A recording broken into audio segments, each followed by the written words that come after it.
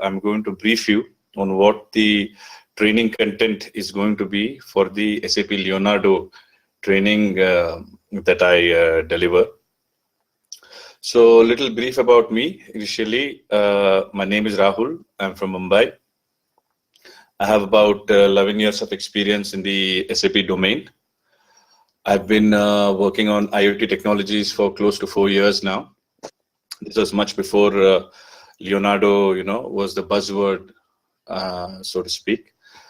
I also have experience, hands-on experience in machine learning projects, as well as on the theoretical aspects of statistics.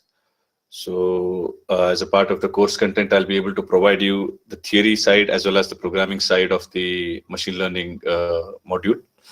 Then finally, I also have experience in working on blockchain. So as you would know, these three components form the core of what is called the SAP Leonardo platform.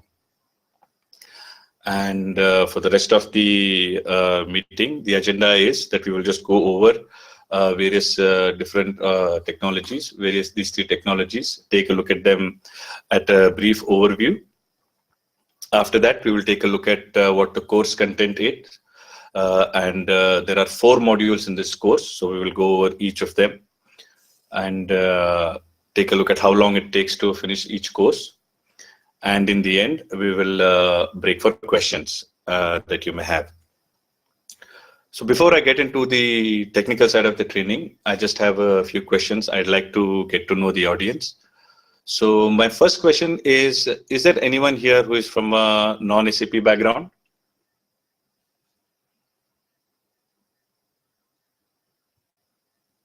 Okay, good. So good to know that everyone is from an SAP background over here. And maybe could all of you please just spend a minute, maybe 30 seconds, just to let me know what technologies that you guys work on, so that it will help me drive the content a little better. Maybe Veerakumar, can we start with yourself, please? Yeah, myself, Virendra Kumar, possessing about 10 years of experience in that industry. In 10 years or 5+ years on SAP testing. Okay. Models included are SDMM and FICO. And then currently I'm working on SAP HANA projects, SAP HANA testing. Okay. How about you, Anil?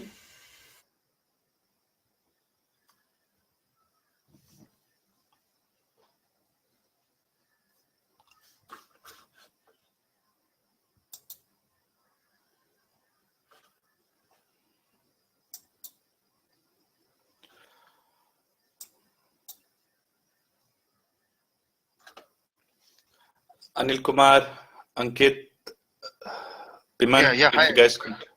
Hi, Rahul. This is Ankit. I can hear you. Yes, Okay. Anil. Okay. So no, Ankit. Okay. Oh, sorry, Ankit.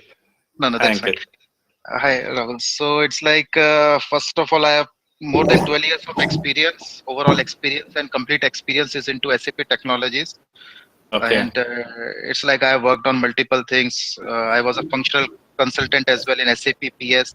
On technical side, I have worked on SAP HANA, predictive analytics libraries of SAP HANA, business objects, and many other things. Fantastic. SAP domain. Okay, so and presently it's I'm working for Hitachi as a solution architect, and we have got several projects on IoT right now, and specifically using IoT Leonardo, SAP Leonardo, and this machine learning stuff of Leonardo. So that's about me. Thank you. Yeah, thanks, Ankit. Biman? Hi, total work experience would be about 17, 18 years. I'm working with TCS currently in the analytics horizontal. So my main experience is creating predictive analytics and everything with different types of tools like R, Python. In SAP, I had been working, but mainly from the client aspect, from the user end aspect. And earlier, I used to work with the legacy to SAP migration works. Right. but mostly last 9 years I'm working with in the analytics framework. Fantastic. Thanks, Biman. Thank you. Deepak, maybe could you please let me know a little bit about yourself? I have 10 years of experience in SAP SDMM, currently working with the TCS and handling the big client like oil and industry total. And before that, work with the South Africa region. Okay. Thanks, Deepak. How about yourself, Pradeep? Yeah, hi Rahul. I have total 7-year experience in IT, and from last 5 years I'm working in SAP basis domain. So currently I'm working for Accenture. Yeah, and so my profile is I'm working on SAP basis with HANA administration. Oh, great.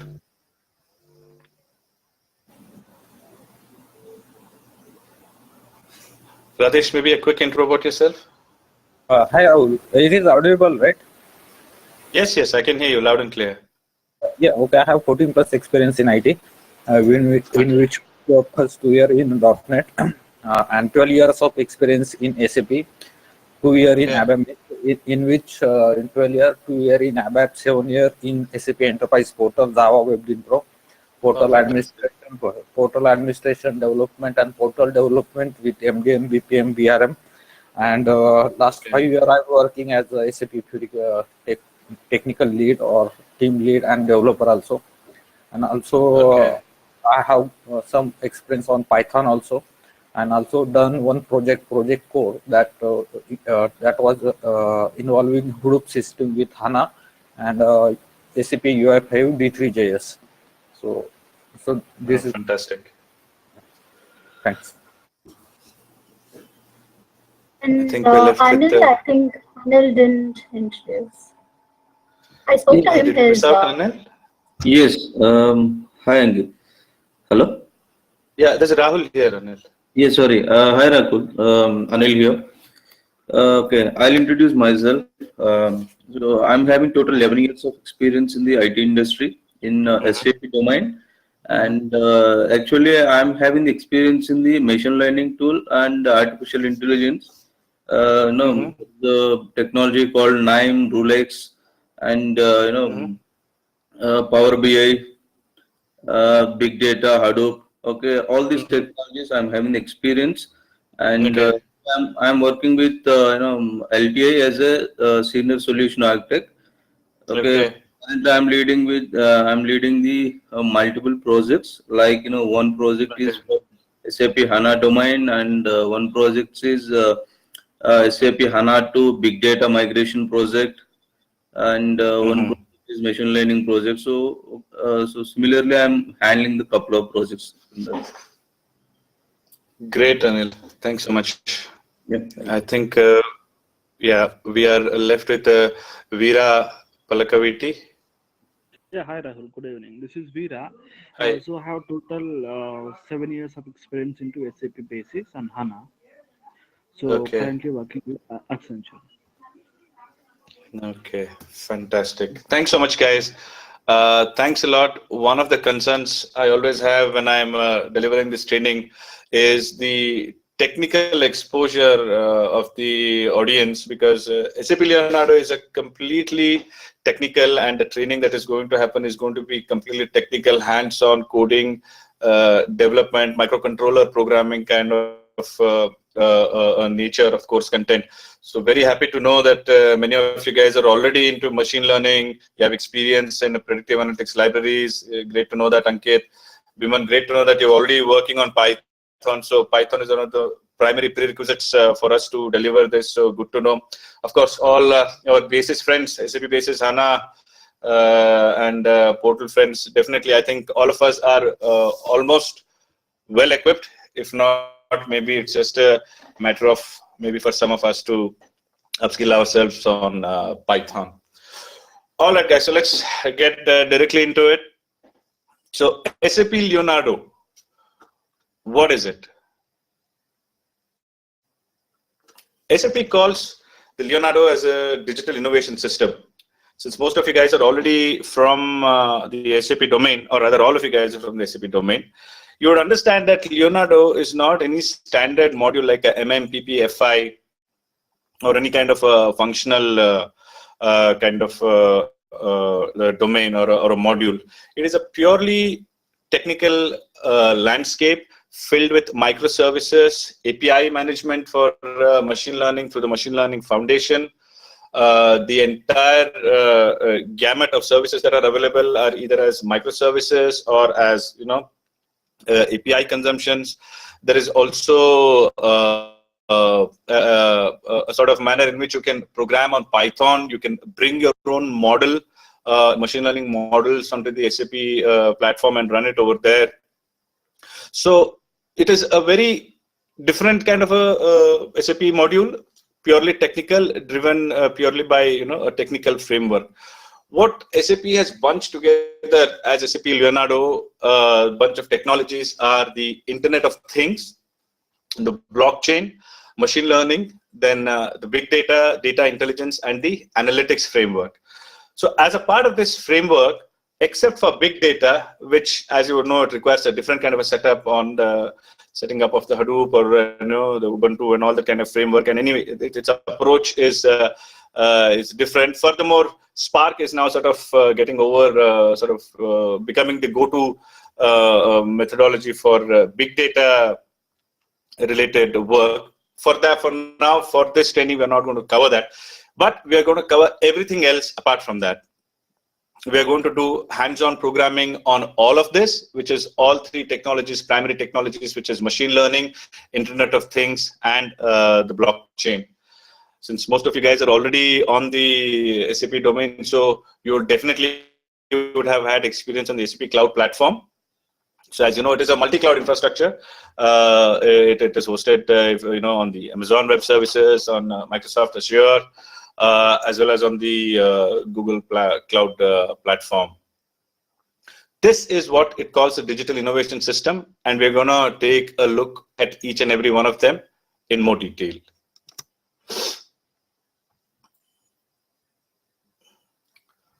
So, what is Internet of Things in terms of a technical architecture? You have the concept of devices connecting onto the cloud platform and sending sensor data. Now, these devices are both what one would call the microcontrollers and the sensors which are connected maybe on machines, maybe on a wide range of equipment, home appliances, etc. So these devices use protocols such as the HTTPS and the MQTT protocol, and either they can connect directly from the device onto the gateway cloud network, the gateway cloud methodology, or they can go through the IoT gateway edge methodology. So when you have edge, the word edge is always referred to the sensor or the microcontroller which is connected physically to the device or a machine which sends the data. So what you do is you connect these devices onto the SAP Cloud Platform through various protocols, and you connect it to what is called the message management service, which in turn is connected to a bunch of services called the IoT core services. While some of these jargons may be looking too over the top, don't worry, I'm going to break it down every single point of it, and we're going to get into details of every single point of it. So the core services are connected to what is called IoT Services Cockpit. Now, the word cockpit, we're all very familiar. It is a user interface where one would go and set up various things, configure various things, set up devices, and connect one thing to another, and then just let the data flow come in, set up a data pipeline, so on and so forth. Now, you have two sides to the IoT story, so to speak.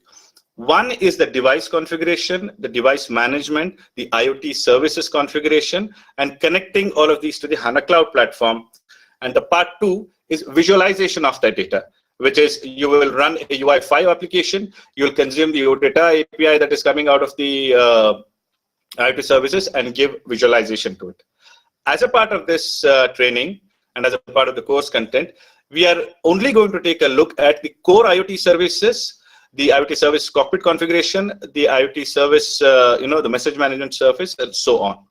We are not going to cover the UI5 development or UI5 programming as a part of this program. As you would know, there are various other UI5 related courses available on OpenSAP and so many others, which you can definitely avail if you're interested in learning further on that. Now, when you look at the bottom part of what are called the IoT gateway plugins. So there is a MQTT plugin, there is a HTTP plugin, Modbus, SNMP, LoRa, Sigfox, all these different technologies and protocols which are used in various use cases, such as if you want a short-term communication, then you'll use a BLE for your IoT data transmission, which is Bluetooth low energy, of course. And if you're in a larger space, then maybe you'll use a LoRaWAN or a Sigfox kind of a protocol and communication channel. We are primarily going to focus as a part of this course content on the MQTT protocol. MQTT protocol stands for Message Queue Telemetry Transfer. MQTT is now becoming the de facto protocol to be followed for machine-to-machine data communication. Basically, all telemetry data is now being captured, collected, transmitted over MQTT protocol. So we are going to take an in-depth look into MQTT. We are going to program on the MQTT, and we are going to get an entire end-to-end view. So if you look at this architecture, it may be looking vague, but like I promised you before, we are going to break it down into these small components. What you see here on the left-hand side is a microcontroller. This is called a breadboard. This is a sensor, and these are some wires. We are going to get these things, and we are going to program on the microcontroller. We will connect sensors. We will visualize the data. We will connect the sensor data onto the SAP Cloud Platform, and you would have basically created your first IoT prototype. It's going to be, like I mentioned, completely hands-on driven. I will not only be theoretically educating you about the protocol and the methodology to be used, I will also be providing you the codes that is necessary to connect to the SAP Cloud Platform. I will, apart from SAP Cloud Platform, and since IoT is a multi-platform discipline, IoT is now available on the SAP Cloud Platform, Amazon Cloud Platform, Google Cloud Platform, ThinkSpeak Cloud Platform. Just about everybody is providing an IoT service. There is a reason to it, and I'm sure all of you would know that IoT is being called the fourth industrial revolution, or the IoT and the technologies surrounding it. It's being called the fourth industrial revolution, and understandably so, because it is going to change the entire nature of how businesses are sort of executed. The so-called digital transformation of industries that is going to happen over the next maybe 5-6 years. IoT is at the bedrock of these transformation, and hence we are not only going to take a look at SAP, we will also take a look at what one other IoT cloud platform called the ThinkSpeak Cloud Platform, so that you as a student of IoT would be able to with confidence say that no matter what the sphere, no matter what the domain, no matter what the platform, you will be able to execute IoT related projects from end to end. So the price of buying these components, of course, is excluded. It is out of the charges for the training. It's not much though. It's maybe about 700 rupees, maybe a little more, 100 rupees here and there. Whatever component, the details of individual components I'm going to be providing. I'll maybe even provide you links on Flipkart or Amazon, so you can just directly go and buy it. Because there are hundreds of IoT components available, and many people who provide IoT microcontroller sensors, etc. But not all of them are trustworthy. So I can share with you the links from where the companies that I have bought it from, and all details will be provided. So that is from the technology perspective. But what is IoT really? What is it going to do? What is this digital transformation? Let us take a look at a couple of examples from a business perspective. Let us take an example of smart supply chain. So today, as it has always been, in supply chain, it is a game of logistics. You are sending your goods, you have your pipeline inventory running, you need to deliver at a certain time. Your distributors or your consumers are waiting. Many a times this channel does not execute itself correctly. We have some well-known but unsolved problems like the bullwhip effect in the inventory channel. And these are ongoing problems which now IoT is seriously starting to address. So if you look at smart supply chain, how is IoT going to change the supply chain industry? It's as simple as placing a sensor on a van or a bus or whatever is delivering the inventory, monitoring it over time, having a visualization given to where the car is at any given particular point of time or where the vehicle is, and letting the person, the inventory manager, make informed decisions on whether he knows that the vehicle is going to bring in the inventory in time. Does he need to contact some other person, maybe to get the inventory from somewhere else? Basically, it is giving real-time visibility of the movement of goods, which allows the business to take informed decisions based on this data. If you look at smart sports, this is a very, very interesting thing that I read recently. Surely all of us know who Anil Kumble is. Anil Kumble has just recently started a IoT-based company, or rather his product or a business which involves IoT, wherein on cricket bats, they are placing sensors. The form factor of the sensor is such that it is very unobtrusive, but every time a batsman hits a ball, it captures the sound and various other sound in the form of waves, obviously, and then it captures information as to maybe how many were nicks, how many were edges, how many were hit at the center of the bat, and then it gives real-time visibility for the batsman to know exactly how he is playing, and then he can make informed decisions on how he can change his batting or how he can go about improving his batting. Similarly, you can take a look at smart oil rigs and smart agriculture. Smart agriculture is a very interesting phenomenon. In smart agriculture, again, the core of IoT is always sensors. So you can place in sensors into the soil and continuously monitor the moisture content in the soil, and only provide water to the soil only when the moisture goes down at a certain level. We would already know what is the amount of moisture required for a plant to sort of grow. But now putting this IoT device in place, putting the sensor in place into the soil and measuring the moisture, we can cut down the amount of water wasted on agriculture by a large margin. These are just a couple of examples which I wanted to drive home the point as to why IoT and its related technologies are being called the fourth industrial revolution. And like I mentioned before, we are going to do complete hands-on programming and getting to an entire end-to-end interface about IoT. The second major component of Leonardo is machine learning. Of course, it is the buzzword. Machine learning, artificial intelligence, it is set to going to be the future. Again, another technology which is going to turn the way things are done completely over its head, so on and so forth. While the hype will always be there, the hype cycle says that machine learning is somewhere at the peak right now. Maybe it has to get down into the trough of disillusionment, and then maybe the actual use case is going to come. But what we will do is we'll train ourselves and understand what machine learning is in more detail. So while I do know that some of you have experience in machine learning, I am going to be running this course and starting from a very, very basic understanding, obviously. We will understand what are supervised algorithms, what are unsupervised algorithms, what is meant by feature extraction, what is a predictive model, what is a model actually in the first place, what is a machine learning model. We will understand from there. Machine learning is a very statistics heavy discipline. If you really want to understand it, that is, if you really want to know what is going on, like if I just write some 5 lines of Python program and then, okay, I have a machine learning model ready and now I'm equipped in machine learning, it will not help you in the long run. maybe in the short run, maybe, okay, you want to maybe give an interview, okay, you can say, I know a little bit, I'll tell you what this model does. A k-means works this way, a support vector machine works that way.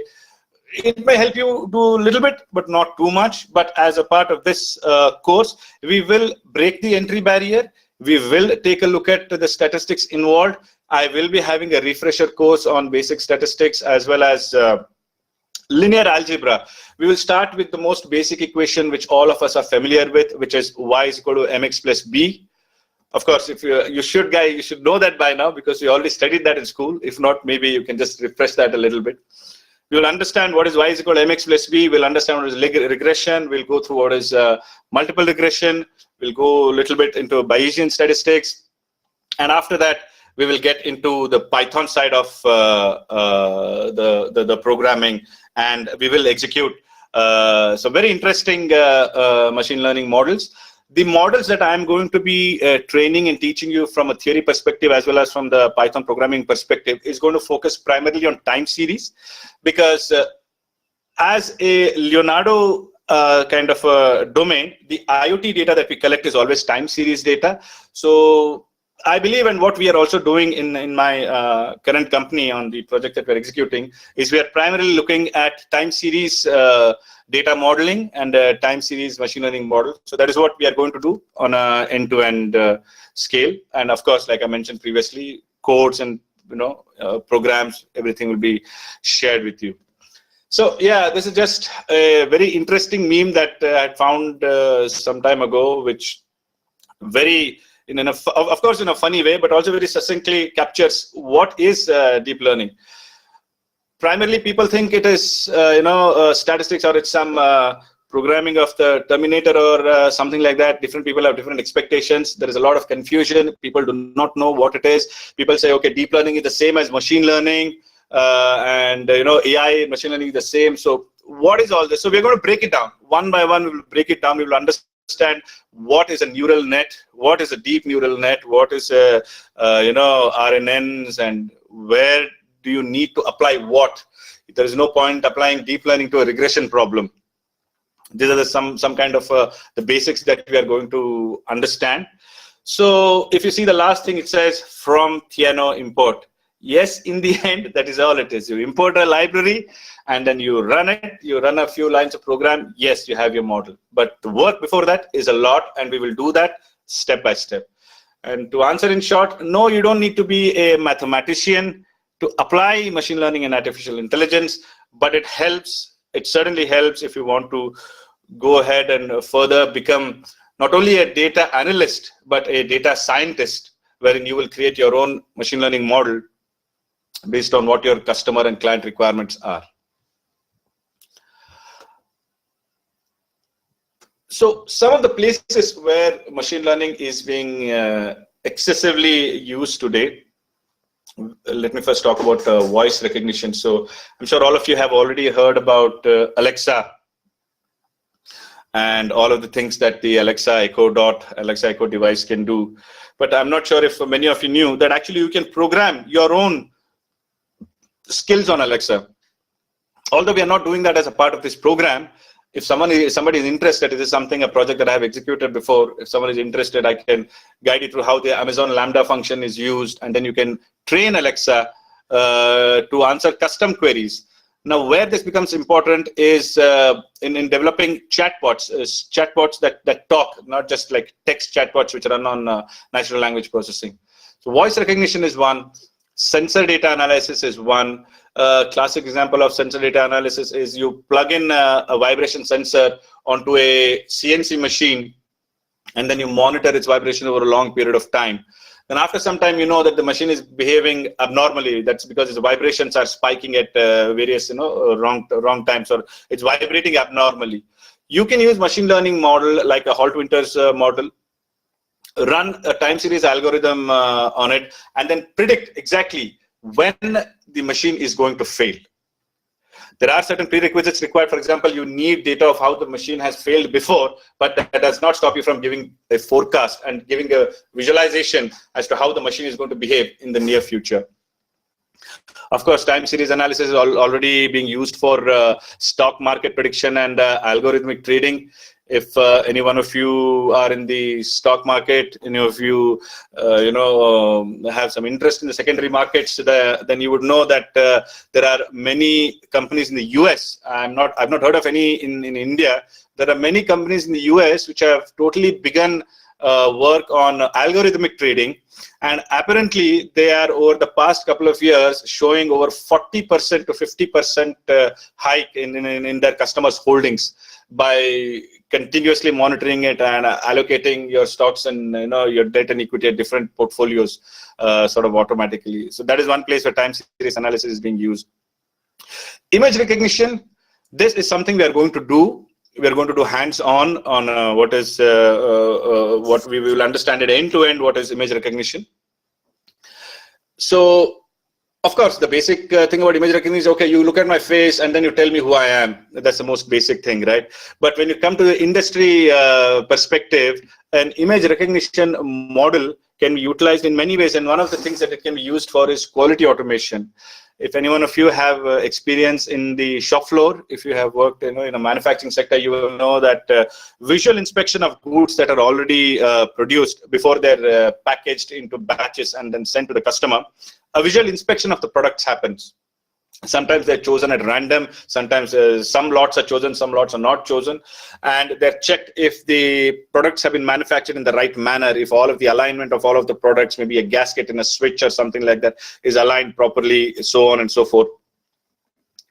This is cumbersome, this is cost, it costs a lot and it is not highly efficient. But using image recognition, you can train a particular model to recognize the right picture of a particular product assembled correctly.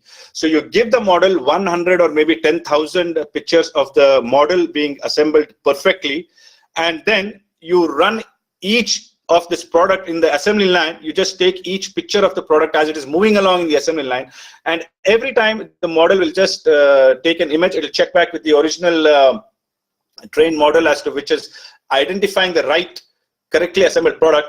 And if it is incorrectly assembled, it will immediately tell you incorrectly assembled, move it out. So by doing this, you're not only checking every single product, you're automated the process, it is cost effective, and then you have basically used a great use case of the image recognition, so to speak. Of course, then there's business forecasting. I did hear there are some of our friends here who are in functional modules. So if one is doing a like for example, Deepak, you're in SD, right? So sales and distribution, you have to continuously do sales forecasting. Now, different companies use different methods of sales forecasting. Almost all of them use historical data, but the most commonly used and ineffective way is you just take last year's data, you up it by 15%, and that is your next year's data, or rather your next year's target. This can be run through machine learning algorithms, which is you take your historical data, you run it through machine learning algorithms, and you compare with what you had forecasted and what you have been able to achieve over the past few years. And based on that, build a model which will make you to efficiently forecast what you can actually sell in the near future. Although business forecasting is not a part of this curriculum, we are only going to be doing image recognition. But as always, if anyone is interested to know more, definitely you can reach out to me. We can do something about it. And then finally, natural language processing and chatbots. It's all the rage now. Everybody's interested in getting an automated question answer kind of a system. So I think we're running out of time. Let me just quickly get through the other stuff. All right, course content. What are we going to have as a part of this course? We'll begin with a 1-hour session on SAP Leonardo. Although I have spoken a lot about it already, in the actual session as a part of the course content is going to be more in detail, more technical, and more, concerned with the course and the manner of the flow, how it is going to go on in the future. So in the Internet of Things module, which I call the digital transformation module, we'll understand what is IoT. We'll look at the architecture. We will understand what is MQTT protocol. We are going to understand the various functions of what is the publish subscribe architecture. We're going to understand microcontrollers. Before we begin the course, of course, I will be sending you the link. You'll have to buy the components, and then once that is done, we'll connect our computers to the microcontroller, understand what they are, we understand what are the pins are, what is the input function, what is the output function. We are going to solve a use case by connecting a sensor to the IoT platform of ThingSpeak. Next, we will look at device configurations, how you do the software device configurations on the SAP Cloud Platform. SAP has two IoT architectures. One is called IoT 2.0 and one is called IoT 4.0. Now, IoT 2.0 was free until very recently. Now, any person having a new account is not getting access to the IoT 2.0. So I have, because I have created the devices previously, so I have an access. So we will be working on that access. It is an access that belongs to a friend of mine. But anyway, we will be using that. And the IoT 4.0, this is what SAP has promised. It has said that we will not give access to 2.0, but we'll give you access to 4.0. So as and when SAP gives access to 4.0 on the Cloud Foundry, we are going to continue working on the IoT side of things. But that notwithstanding, definitely we will program and check data on the SAP Cloud Platform. And the consumption of data from the IoT tables onto UiFi and any other data entry point where you want to send the sensor data, SAP does that as a OData API. Almost all of you are SAP guys, so you understand what is OData API. So we will take a look at how an OData API is generated. In the 2.0, it is generated automatically. In the 4.0, you have to configure it. We'll take a look at all of that. That's the module 2 on Leonardo and digital transformation. Module 3, which is the machine learning module, we will first start with the basics of statistics. Like I said, we'll start first with y is equal to mx plus b. We will take a look at regression. We'll do a little bit of linear algebra and matrices. I will not spend too much, understandably, of course, right? Not too much time on this. I will give you pointers. You guys can go back in your free time, equip yourself. The more you equip yourself, the better, the more technical we can get into. Because machine learning is a very complex module. If you really want to understand it, it gets into features like forward propagation, backward propagation. Backward propagation is a concept which involves calculating of the calculus, which is you find out what is the dy by dx, so on and so forth. The more we are getting deeper into understanding the statistics and mathematics, we can do that.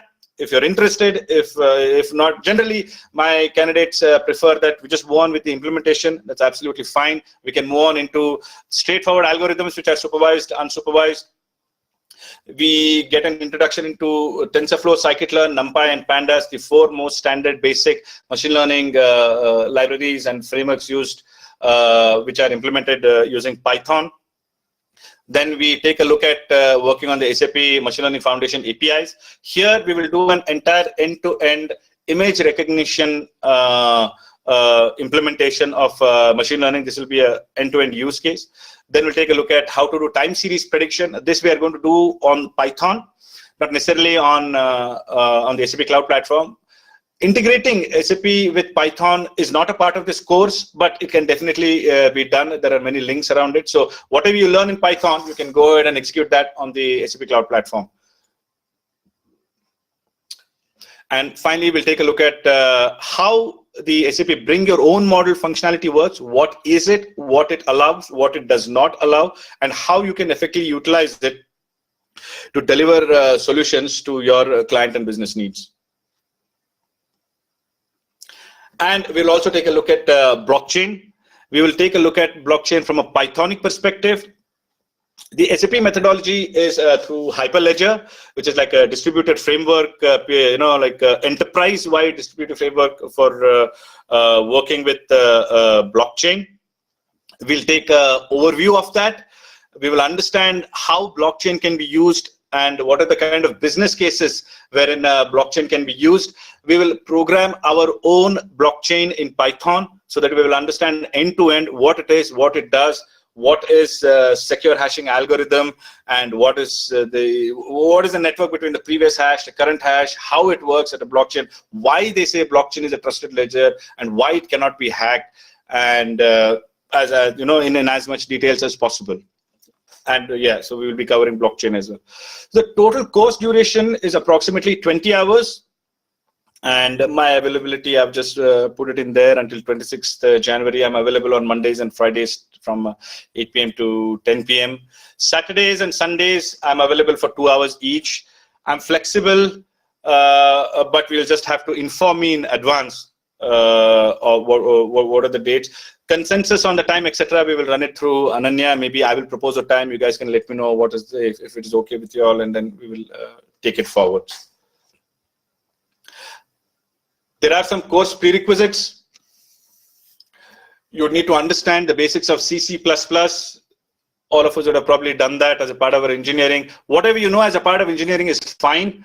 I am going to tell you the algorithm as well as I'm going to give you the code. I'll explain the code, how it works, and we'll execute it. So the basics of it is fine. Next comes the basics of Python. We're going to work on the Python 3 environment. Since most of us are SAP consultants here, and SAP by nature, by history, is not a Python, friendly sort of an application. Only now it is opening up its doors to Python. So I believe that you may have to put a little effort in trying to understand Python before we begin the course, if you want to get the maximum benefit out of this course, that is. I have put the 2 links over there. One of them is a YouTube link which teaches Python in under 1 hour. It is a fantastic link. Although it says under 1 hour, you just keep looking at it, open your Python environment, keep coding the examples that it gives. You should take 2-3 days and you should be good.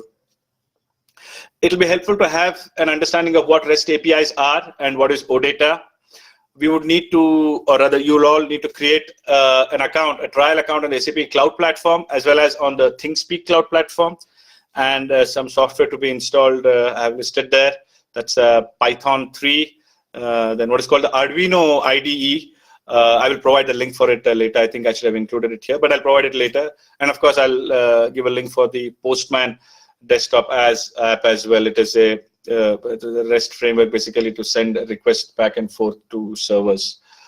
So these would be the course prerequisites. This is an overview of what I'm going to be delivering as a part of the course content.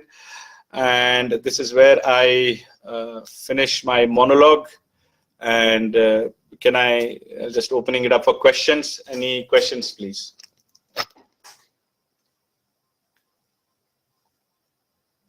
Yeah, hi, this is Ankit. So, hi, Ankit. Yeah, so my first question is, it's like, are we covering this application enablement part as well?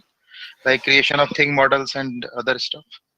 I have not included this. I have not done it till now because the access of OData can happen with or without application enablement. And generally, application enablement access for the trial account, I don't think there is a full-fledged access. So we are not doing application enablement. Okay, that's fine. And for it, this one, I think you discussed one of the use case related to tracking of vehicles. Yes. Like, okay, so I think it was in respect to this one, supply chain management, right? Yes. So it's like, are we going to cover these modules as well, like SAP? I don't know, it's like whether to call them modules or something else, like SAP connected goods. Yes, or SAP connected goods or fleet. Are we going to cover? Those solutions are there, right? SAP connected goods solution, connected fleet solution. See, what happens is SAP has already developed the application and it pre-packages the application and provides it as these big applications, calling it connected fleet, etc. But in the essence of it, it is just sensors on vehicles. And we are going to take a look at how sensors work, although we are not going to take a look at the GPS module because the GPS module is rather expensive. I think it costs about 2,500 for one GPS module or 1,800 or something like that. Okay. In this program, we are going to take a look at the temperature and humidity sensor, and we're going to take a look at the vibration sensor. But once you have done the training, you will have all the tools necessary for you yourself to explore. Like you want to buy a GPS tracker, you can buy it, connect it to the Node MCU on the Arduino IDE. You can execute your own project, and you'll be fully equipped to do it by yourself. You'll get all the tools required to build anything further. Okay, that's fine. And it's like the depth for learning TensorFlow. How much is it going to be? TensorFlow, we are going to take a look at the TF Estimator API. We are going to take a look at how the wide and deep model works. And we are I generally don't plan to execute TensorFlow because it is very Python heavy. The way the way the programs are run, it requires an in-depth understanding. The approach for TensorFlow by Google has been, if you look at their Lakshmanan, the guy who runs all of their programs, right, the main guy. So he says that if it is not TF Estimator API in any of the TensorFlow that you're doing or you're using, just ignore it, don't even look at it, because it is going to become very difficult for you. So while TensorFlow itself, it's giving many APIs, they are focusing on the TF Estimator API. Now, TF Estimator API itself is a course in itself. Okay. Okay. And while we will take a look at the overview of how the TensorFlow works and the framework for TensorFlow, we are not going to go into too much detail, but we will get into enough detail on the Pandas framework, on the NumPy, and Stats Models API. Yes, once again, the tools required for you to go further and explore yourself, I'm going to be providing it.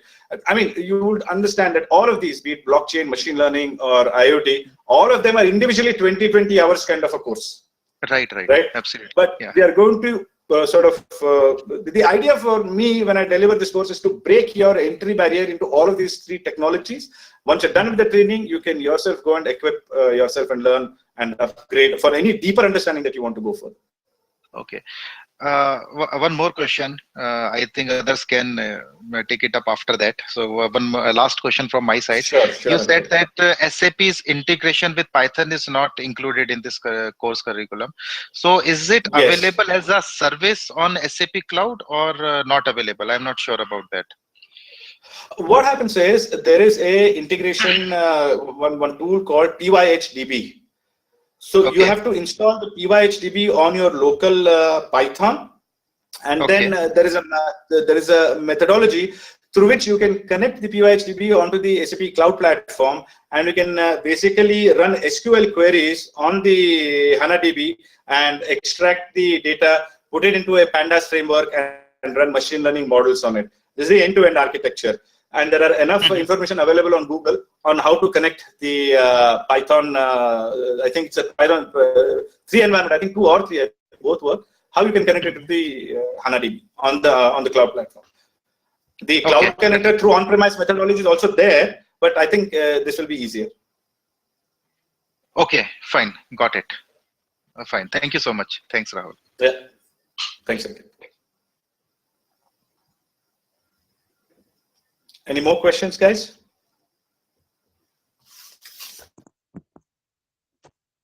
Yeah, hi, Rahul. This is Pradeep here. Hi, Pradeep. Yeah, just I have some doubts. Prior to starting these courses, so do I need to complete the programming knowledge of this course, like Python, C++, or like some basics knowledge we should have? Basics is fine. I'm working as a SAP basis, so I don't have any programming experience. Okay. No, see, here's what I will say. These technologies are programming heavy. I mean, when I say programming heavy, the more you get into the details of it, the more and more programming you will need to do. But to understand what it is and why it is that we are doing these things, a little bit of basics of understanding of what is C++ and Python will definitely help. Even if you are considering that you would want to understand these technologies and more. Sorry, Pradeep, I couldn't hear you. Yeah, are you going to cover this programming part also, or so we have to be prepared for that before starting this training? Yeah, you will have to. You will have to prepare yourself to understand the basics. If you take a look at this prerequisites section, there I have put in a link here. If you can just go to that link, it teaches Python under 1 hour. It is a fantastic video. Take your time, maybe a week or so, maybe 3-4 days or whatever in blocks. Just do it. He explains it very, very simply, very, very easy to understand manner. And once that is done, you can visit this website, practicepython.org. There are a couple of exercises that he gives, which will make your understanding a little better. Because the reason why I'm saying that you need to prepare on this, Pradeep, is The minute we start the program on understanding IoT architecture and MQTT protocol, we are getting into Python. Okay.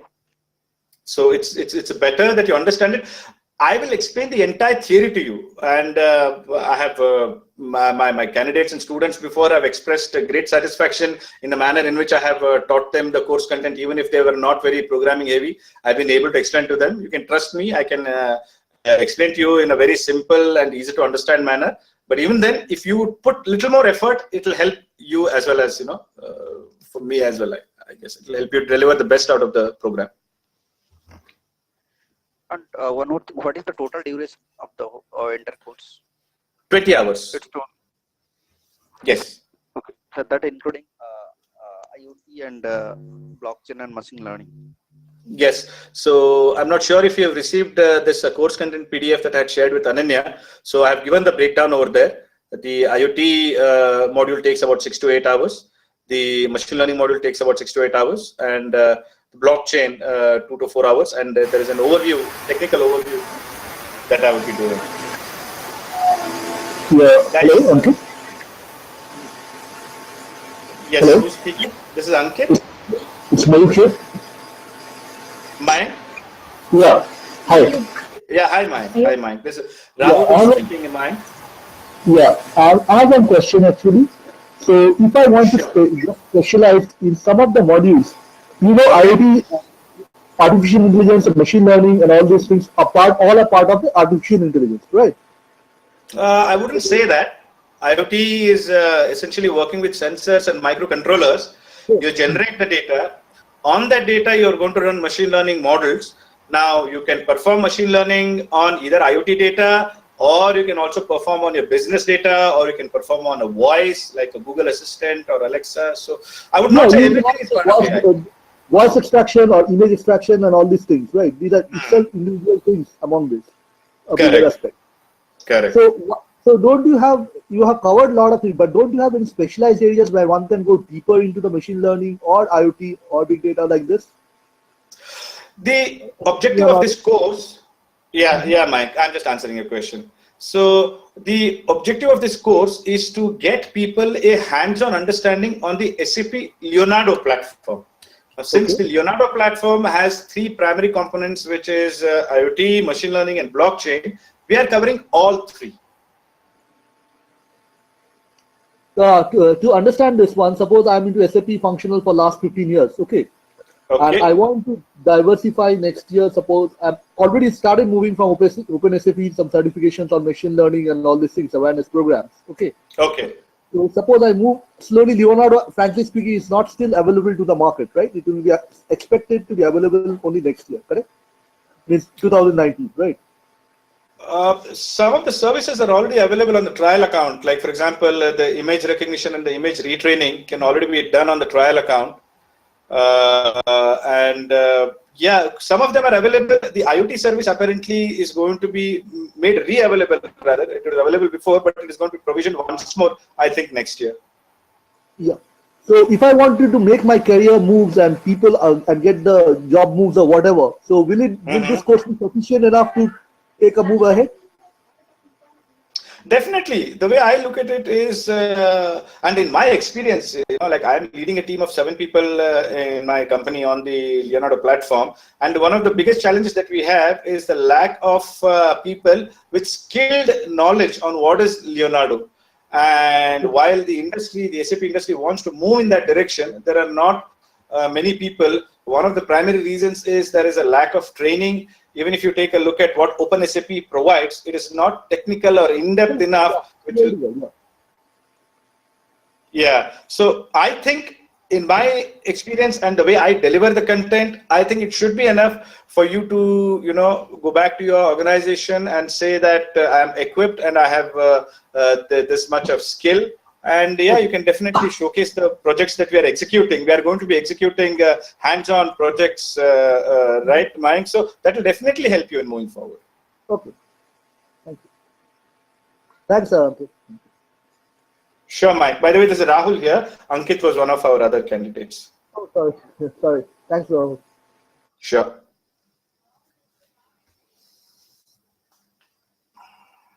Hi Rahul, Rajesh here. Yes, Rajesh. Actually, I have some question. Like you said, you are not covering SAP UI5. Means it. Yes. But my confusion, it is possible to develop application in SAP UI5? Yes, I think if I understand you correctly, and I will answer your question. It's a good question, and since you come from the Portal Fury UI5 background, I will say in a way you are very well equipped to take this training, because you already know how to consume an OData API on the UI5 application, right? You just mentioned that you worked on the D3 library, which is like a charting library, right? Yes, yes. So if you've already done that, then all that you've got to do is work with us, get the IoT data sent on the SAP Cloud Platform, basically, pull it out as a OData API, and then you are going to have to consume it on the UI5 application, and then just run your D3 library for charting on it. Yes, that I know. Yeah. Yeah, that will help. Yeah. Okay. Thank you. Yeah.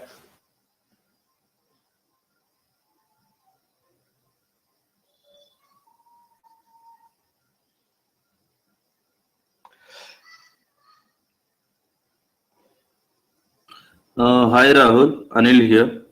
Hi Anil. One question here. So the technologies SAP Leonardo is connected with Python, right? Well, SAP Leonardo being a platform for IoT, machine learning, and blockchain, and all of these three things are independent technologies, and Python is one of the most preferred languages to work on all these three technologies. So yes, you can say that Python would be your gateway to understanding these technologies better. Okay. Is there any option to know Java, JavaScript, either JSON? Will it work? 100%. JavaScript is definitely available. Machine learning models on Java are also available, and of course, JSON format data, for example, OData API, everything is consumed in the form of JSON format themselves. But I will not be doing JavaScript or Java programming as a part of this course. But if you're interested, you can understand what the models do here. And if you're comfortable, and you mentioned that you are a Webdriven Pro Java, I think Portal developer, right? I used to be a Portal developer, Portal admin myself. So I understand maybe you have good experience in Webdriven Pro Java. So definitely you can take a look at machine learning models available, which can be programmed through Java as well. Okay. Thank you. Sure.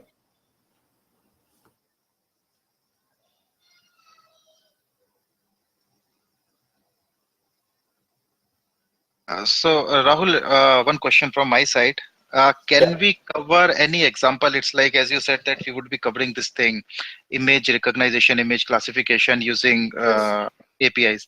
So can we use some other example, something like a smart procurement system or something like that for implementation instead of image recognition? Image recognition is what I have always delivered as a part of this course. One of the reasons I use image recognition is that it is the only API available for retraining on the SAP Cloud Platform. As you know, SAP charges everything. It gives very little services for free. So this is one of the very good service, which is an image recognition service they've given for free on the trial platform. It is too good to miss it, actually, because the applications are very, very wide ranging. And hence, I take recognition, image recognition as a part of this course. Fine. Actually, I have a licensed version for this one in my organization available. And fantastic. I think the latest one is 4.0, if I'm not wrong. Yes, it's 4.0. So, yeah, so I have license to that one, so I can work on that.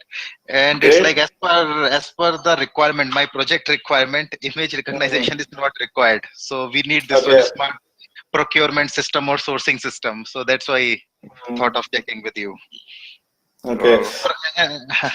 That's fine. That's not an issue. So even if you can give me some guidance, so I can work on that. Sure. It's good to know that you have access to the 4.0. I will be giving an overview of how the 4.0 works, and also I will be giving you the codes necessary to run on the 4.0. So you can yourself start hands-on sending data, sensor data onto the 4.0. Okay, that's fine. Thank you so much for that. Thanks. Sure.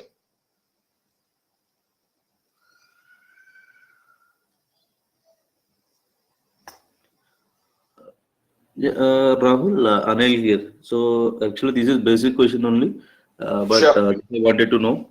So, are you providing any demo system access? Well, we are going to work on the SAP trial account. Mm-hmm.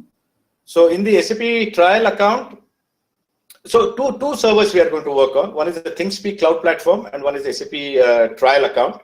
How we are going to break it down is for the IoT part of the IoT module that we're going to do, we will send data onto the ThingSpeak cloud platform, and we are going to send data onto the IoT 2.0. We will try for IoT 4.0, but like I mentioned, SAP has not yet provided access to the Cloud Foundry services, the 4.0 yet on the trial. So if it becomes available within the duration of our training, we will send data over there. If not, we are going to send data on the 2.0 itself. Then the next server requirement would be for machine learning. Here we are going to work on your local installations of Python primarily, wherein we will understand the basics of Holt Winters and time series and how to consume API data onto a Python framework. And the other server requirement, the next server requirement, again, we will go back to the SAP cloud platform, where we are going to use the image retraining service, which is provided in Cloud Foundry 90-day trial. Those two, that takes care of the IoT and machine learning.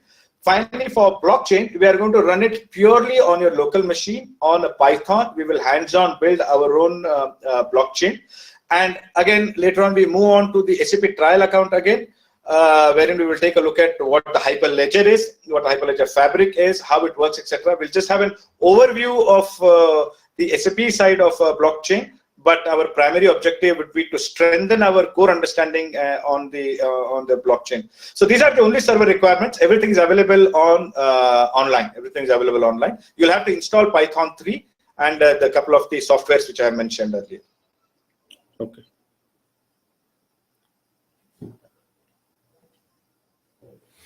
Rahul, one more question.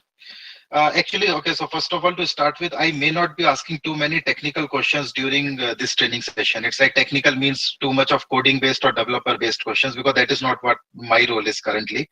Because I have a team of developers, like Python developers, everyone. In fact, I have a data scientist as well in my team.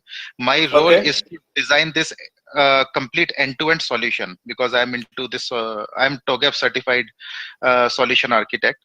So that is what my role is. So my perspective of seeing things is that what is feasible, what is not feasible, and it's like how to stitch different components of platforms together to reach to some kind of solution. Okay, so just one question. It's like we have this SAP Ariba. Okay, so which is related to procurement. Even that gives you some kind of intelligence, okay, for procuring. So how is that platform different from this machine learning components available in Leonardo? It's like, can we achieve the same stuff? It's like what Ariba is providing using these machine learning APIs in Leonardo? Biman, right? Ankit, yeah, sorry, Ankit. So see, while I have not worked on Ariba, I can fairly say that if they are providing machine learning, and then if you've heard the word machine learning foundation connected to Ariba, right? So there is only one machine learning foundation, and we'll be taking a look at that itself.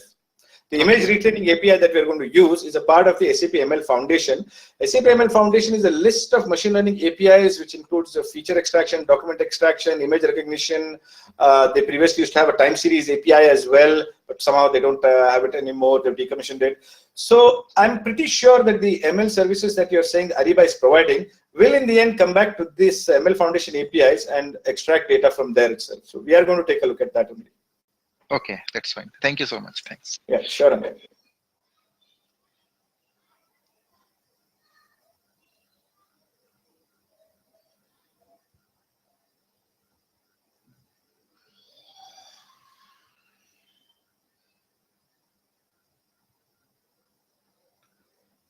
Any further questions, guys?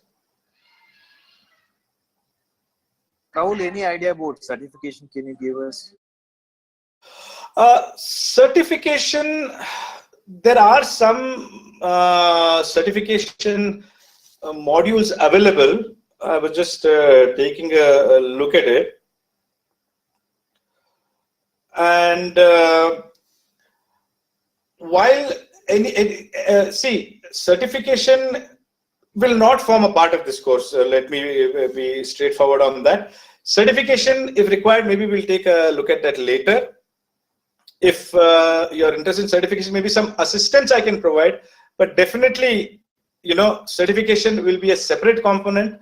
Understanding of the technologies and hands-on developing use cases is what is going to form a part of this program.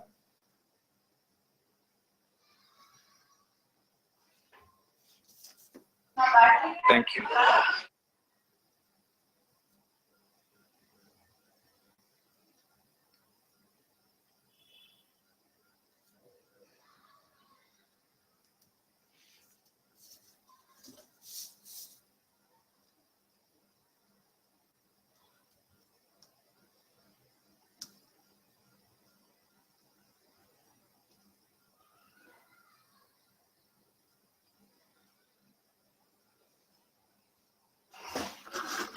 Any further questions, guys? Just take a look at the messages.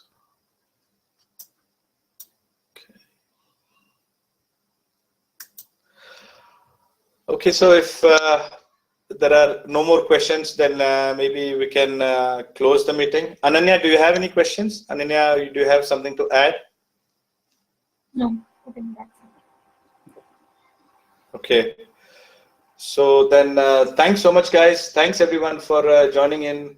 Thanks, Virendra, Ankit, Biman, Deepak, Pradeep, Radesh, Anil, Veera, and Mayank. Thanks so much, and hope to hear from you guys soon.